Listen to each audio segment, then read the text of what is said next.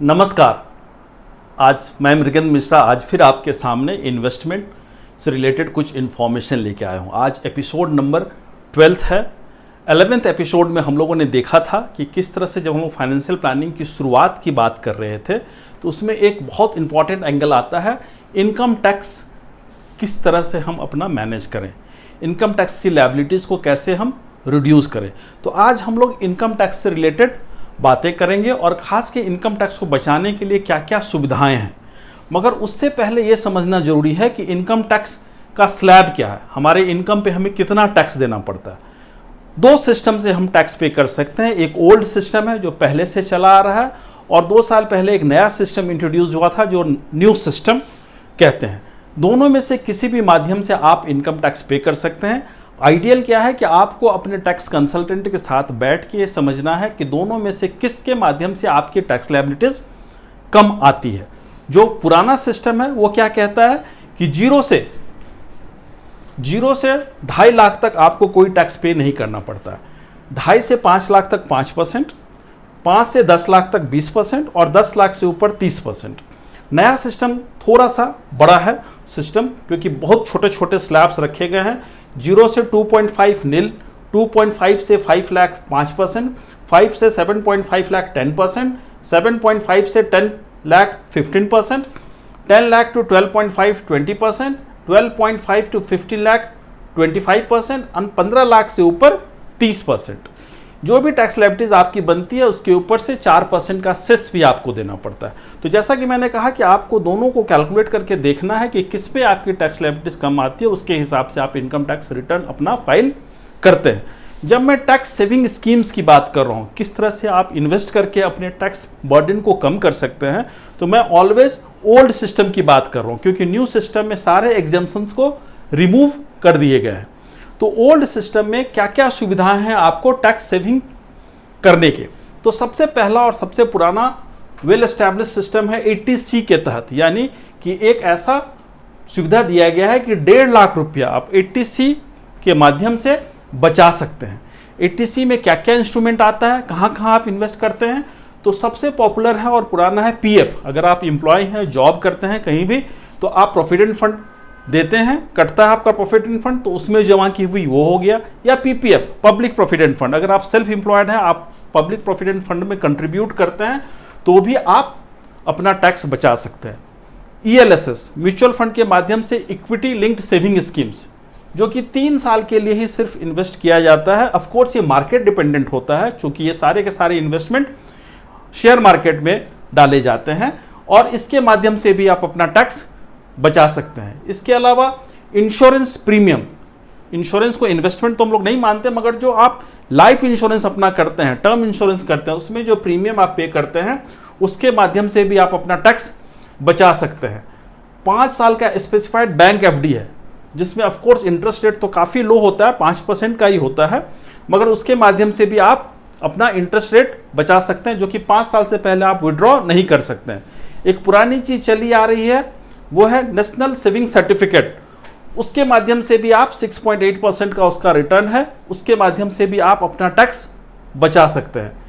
जिसके घर में छोटे बच्चे हैं, बिटिया है, तो उनके लिए सुकन्या समृद्धि योजना, जिसमें हायर इंटरेस्ट रेट रखा गया है 7.6% का, मगर ये पैसा आपको नहीं मिलेगा, ये पैसा आपकी बिटिया को मिलेगा जब वो 18 साल की होगी। और सीनियर सिटीजन्स के लिए जो 60 साल से ऊपर है, उनके लिए भी एक सीनियर सिटीजन स्कीम है, जिसके माध्यम से 7.5% तक का इंटरेस्ट मिल सकता है। ये सारे के सारे जितने भी मैंने बात की, सभी के माध्यम से आप 80C के तहत मैक्सिमम 1.5 लाख रुपया तक ही छूट पा सकते हैं, सब जोड़ के। PF PPF लॉन्ग टर्म है, इसमें एक एडिशनल बेनिफिट क्या है कि जो मैच्योरिटी है आपकी, जब आपको मैच्योर मिलेगा, आप अभी तो 80C के तहत बेनिफिट उठा ही रहे हैं, मगर मैच्योरिटी भी टैक्स फ्री होता है। सबसे शॉर्टेस्ट पीरियड के लिए अगर कोई टैक्स सेविंग है तो वो ELSS है, जिसमें 3 साल के बाद ही आपके पैसे फ्री हो जाते हैं, आप विड्रॉ कर सकते हैं, लिक्विडिटी बन जाती है। मगर ये मार्केट लिंक्ड है तो वो रिस्क आपको समझने की ज़रूरत है। इसी तरह से सारे के सारे प्रोडक्ट हैं। 80C के अलावा अगर हम लोग देखें तो और भी कुछ तरीके हैं जिसके माध्यम से आप अपनी टैक्स को रिड्यूस कर सकते हैं, वो है 80D।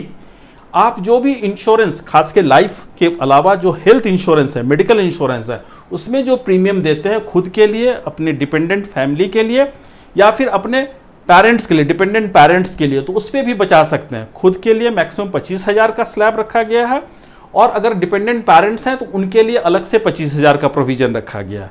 और अगर आपके डिपेंडेंट पेरेंट्स 60 साल से ऊपर हैं तो उनके लिए 50,000 तक का प्रावधान रखा गया है। एक नई और चीज आई है पिछले 3-4 वर्षों पहले कि पेंशन स्कीम एनपीएस, ये 1.5 लाख के अलावा 80CCC के अंतर्गत आप 50,000 का और एक कंट्रीब्यूशन अगर करते हैं नेशनल पेंशन स्कीम में, खुद कंट्रीब्यूट करते हैं, तो उस पर भी 50,000 का एक्स्ट्रा आप टैक्स बेनिफिट उठा सकते हैं। इन सारे इन्वेस्टमेंट्स के अलावा एक और इम्पॉर्टेंट चीज है जिसके माध्यम से, जो कि अगर कोई एजुकेशन लोन आपने लिया हुआ है या कोई हाउसिंग लोन लिया हुआ तो उसके इंटरेस्ट पे भी आपको टैक्स रिबेट मिलता है। तो ये सारे माध्यम से आप अपने टैक्स प्लानिंग कर सकते हैं। ऑफ कोर्स मेरी समझ यही है कि टैक्स प्लानिंग करने से पहले आपको एक अच्छे टैक्स कंसल्टेंट के साथ बैठना चाहिए, अपने इनकम और अपनी सारी इन्वेस्टमेंट को समझते हुए तब टैक्स प्लानिंग के लिए जाना चाहिए। हमने इन्वेस्टमेंट के लिए कुछ बातें की हैं, हम लोग डिटेल में जो पॉपुलर स्कीम्स है उसके बारे में अलग अलग बात करेंगे कि कौन सा टैक्स प्लानिंग इन्वेस्टमेंट आपके लिए बेहतर हो सकता है। उन्हीं 4-5 पैरामीटर्स पे, जो सेफ्टी की बात मैंने की, लिक्विडिटी की बात की, रिटर्न ऑन इंटरेस्ट की बात की, ये सारी चीज़ों पे हम लोग इसको कैलकुलेट करेंगे, देखेंगे कौन सा अच्छा है आने वाले दिनों में। और दूसरा जो मेडिकल और हेल्थ इंश्योरेंस की बात की, उसके लिए भी हम लोग बात करेंगे अलग से कि हेल्थ इंश्योरेंस कितना होना चाहिए, क्यों होना चाहिए, किसके किसके लिए होना चाहिए, और एजुकेशन लोन और हाउसिंग लोन के माध्यम से भी कैसे आप टैक्स बचा सकते हैं, उसके लिए भी हम लोग अलग से किसी दिन बात करेंगे। जो एनपीएस की हम बात कर रहे हैं कि पेंशन स्कीम में कंट्रीब्यूट करके हम कितना पैसा बचा सकते हैं, कैसे बचा सकते हैं, कितने तरह के एनपीएस में भी स्कीम्स आते हैं, उसके लिए भी हम लोग एक सेशन अलग से आने वाले दिनों में करेंगे।